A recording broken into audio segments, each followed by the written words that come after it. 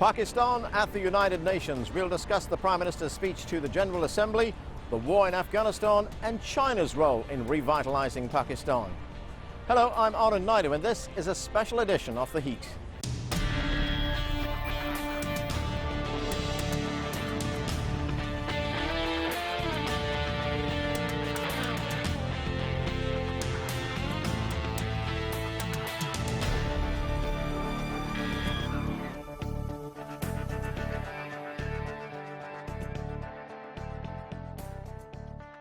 The China-Pakistan economic corridor is expected to be a game changer for South Asia. China is investing $62 billion to connect its autonomous region of Xinjiang to the Pakistan port of Gwadar. It's all part of China's Belt and Road Initiative, which includes highways, railways, power plants and industrial parks. I had a chance to talk with Pakistan's Foreign Minister, Khawaja Asif. Minister, thank you very much for joining us. Let's start by talking about Pakistan's relationship with China. It is, of course, underpinned by what is known as CPEC, the China-Pakistan Economic Corridor. Millions of dollars of Chinese investment in Pakistan. What, in your view, does it do for Pakistan's economy? Well, Pakistan-China relationship is embedded in our history. It's almost 6 decades now. Very reliable friendship, very reliable friendship, all-weather friends. CPEC is a recent phenomena. It started about 4 years back, 3 years back. Massive investment is coming in shape of investment in infrastructure, mostly in power sector, but in roads, in railway. CPEC is a game changer for us, economically speaking. And it's a game changer, in my personal opinion, and opinion of many others in Pakistan and China. It will be a game changer for the region also. Because what our region really needs is connectivity, and it gives that to our region. One belt, one road concept. Because there is hardly any trade between different countries of our region, but once CPEC is completed, and it will always be an ongoing thing. You know, it will not be just transactional. It is something which will be permanent through the CPEC. Lot more will come into Pakistan in shape of investment, in shape of relocation of industry, the Chinese industry, in shape of getting other countries connected with this corridor, and with the Gwadar port, of course. So this is something which is usher this region into a new era and a new relationship, economic relationship between the different countries of this region. That will definitely it will have political effects also. It will lesser the tensions, the political tensions, because there will be interdependence between different countries of this region, economic interdependence, trade, travel, tourism. So that will soften the whatever tense situation is there in this region. There are different flashpoints in this region which will ultimately be taken care by the economic development which CPEC will bring to this region. I want to get to those flashpoints that you talk about in a moment, but CPEC has been criticized as well. The International Monetary Fund talked about the debt that Pakistan is getting itself into, pointing out that you'd have to pay something like $3.5 billion every year for the next 20 years. So the question is, can Pakistan afford this? Let me tell you, it's not a debt per se. It's not the debt like in the classical sense. Like, for instance, I'll take the example of power sector. Whatever power will be produced out of the projects of CPEC, that will be recovered from the consumers. So it's a tariff-based arrangement. Same goes for railway also. Same goes for the road network also, because there'll be a toll on those roads. So we will be making income from the consumer and passing it on to the investors, the Chinese investors who are taking care of this different facets of our infrastructure. So it's not the debt in that sense, in the classical sense. It's something which is more income-based or tariff-based arrangement. So we don't find any difficulty in that, and alhamdulillah, our economy is also picking up. Pakistan is much better off economically than it was 3-4 years back. So we'll have enough inflow of cash to take care of any payments abroad. You recently held a meeting with the Chinese Foreign Minister Wang Yi. What did that meeting accomplish? It was a very good meeting. Mainly it focused on the speech which came out of President Trump's speech which came out of Fort Myer, and what it described, the way it described the Afghan situation vis-a-vis Pakistan. It was a very good meeting, and there was a complete convergence of views on our response to what President Trump said on that day. And we are hoping that there will be a meeting between the foreign ministers of China, Pakistan and Afghanistan in December. This was suggested. And we hope to revive other platforms for a political solution to Afghan problem. What we do not favor, and China and Pakistan agree on that, is the military solution, because it has not paid off over the years. The military solution has created more problems, I would say. So the countries of the region, along with the US, we all should pursue a political solution, and we are confident, China and Pakistan, that a political solution can be found to the Afghan problem, which is badly needed for the peace in our region. You have a close economic relationship with China. It is a trade and economic relationship. But how do you see that relationship evolve? Do you see this alliance subsequently or in time becoming a very important strategic alliance? It is an economic and a strategic relationship. You know, in modern times, what is economic is strategic also. It used to be that way centuries.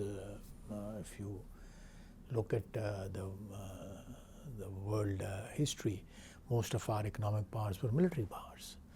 So this is a strategic relationship, and we have great military cooperation, defense cooperation between our two countries. And it's a very wholesome relationship. I would define it that way. Very wholesome relationship, people-to-people relationship. It's an economic, political, strategic relationship which spans over 6 decades and tested over 6 decades. And this is something we take a lot of strength and pride in this relationship. You say there is a convergence of views between Pakistan and China in response to what President Trump said, and also on how you would deal with what is happening in Afghanistan right now. What are those views that you have, this convergence? Like I said, you know, the mechanism or different platforms are already available to deal with the Afghan problem, and America is part of those arrangements. I think we had interaction with the Americans, with the Vice President, American Vice President, Vice President Pence, and then our Prime Minister met briefly at a reception with President Trump also. I think both the meetings were good. And I think what we said in public, yeah, what we said in private was much better than our public Well, because publicly, President public. Trump has been very critical of Pakistan. He accused Pakistan of harboring terrorists. He said that the United States' relationship with Pakistan could be hurt if that continues. No, I think that part of his speech is a bit misplaced, I would say, because maybe many years back they needed our territory to have safe havens or sanctuaries. And we have, as you know, an unsettled area along with the Afghan border. And they could be there. And then we have 3.5 million refugees also. Their settlements, refugee settlements, could also be used for that purpose. So this could be true. But that was in the past. But now the Afghans have more than 40% of Afghan territory under their control. Why would they need sanctuaries across the border in Pakistan? They have their own territory under their own control, physical control. You mean the Taliban? Talibans, yeah. The Afghan Talibans. Mm-hmm. They have control. 2-3 provinces are infected with Daesh presence. Right, right. So why it baffles me, or it's not logical. Yeah, there was a more specific accusation from the United States State Department which said that you were giving sanctuary to the Haqqani network, which was let me again say something. Okay, Haqqani, they accuse of that, but such a big power, a superpower, accusing us of harboring Haqqanis, which are maybe few thousand fighters. What they are saying is that they lost to 3,000-4,000 people in Afghanistan, this territory, 40% territory, 45% territory. It's not, one cannot understand that, you know. It's just an accusation. For lack of any breakthrough in Afghanistan, they are accusing Pakistan. They are making scapegoating Pakistan. They're finding a whipping boy for whatever, I don't want to use a harsh word, but whatever shortcomings they have faced over the last 1.5 decades in Afghanistan. Yeah. So I think they should realistically approach the situation in Afghanistan. And that is, they must include all the countries of the region. Now, Taliban, we used to have considerable, influence on Taliban. That's true. From distant past. But over the years, they have developed relationship with other countries in the region also. They have relocated even their families. Talking of Haqqanis, they have relocated their family. They still have relatives or families in Pakistan, because we have a large Afghan population, refugee population, and there could be one visit or 2 visits once in a while from there. But calling them sanctuaries or calling them safe havens, I think it's a bit, what should I say, exaggeration. But are you coming under any pressure from the United States? The Pentagon, for instance, has talked about suspending payments to Pakistan, military reimbursements as they're called. We are not dependent upon that. If they will stop reimbursing us for what we do for logistics for U.S. forces or ISAF forces to Afghanistan, obviously, if they have been making payments in last more than a decade, then they'll have to make payments for any future logistical support also. We have done a lot for free also, like the flights over the last 10-11 years. Our space was used, airspace was used, our infrastructure was used. So our infrastructure, our space which was used over there, it was for free. We've, because of this conflict, we have suffered huge losses. We have very, very serious commitment to the peace in Afghanistan, because it hurts us. It hurts Pakistan, our economy, our streets, our urban centers, our tribal areas, our schools, our mosques, our temples, our churches, they're all affected by terrorism.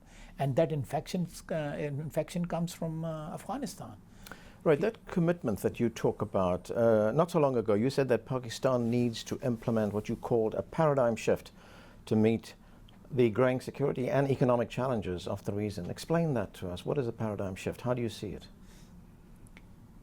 Paradigm shift vis-a-vis Afghanistan?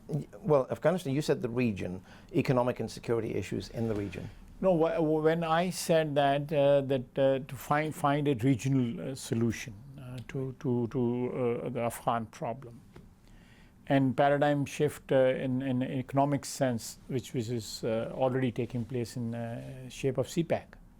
So that's a paradigm shift as far our economy is concerned. But a paradigm shift in our approach towards the Afghan problem is that we are not talking of excluding America out of it. They are part and parcel of the arrangement. But let the other countries of the region be more active. They be the more inclusive arrangement. That more inclusive arrangement for approaching a solution to Afghan problem is something which is more effective, and that could be a new paradigm. Now, and U.S. role will always be there, and we have engaged with U.S. in last week or 10 days on the prime ministerial level, and we have found them very understanding of what we are talking about. This regionalizing of the solution, and yet American they are part and parcel of the arrangement. You know, it is just that there are countries in the region who have direct stakes in this problem, or they have stakes for peace in Afghanistan. So keeping them away and bringing peace from abroad, I think it has not worked. And let's try a new approach towards peace in China is I think is ideal for in the region to they are already part of quadrilateral and other different arrangements like trilateral foreign ministers conference meeting, and so that is what I meant. You know. We are going to take a break right now. When we come back, why Pakistan is urging the United Nations to appoint a special envoy to resolve the conflict in Kashmir. Our coverage from the United Nations continues right after this.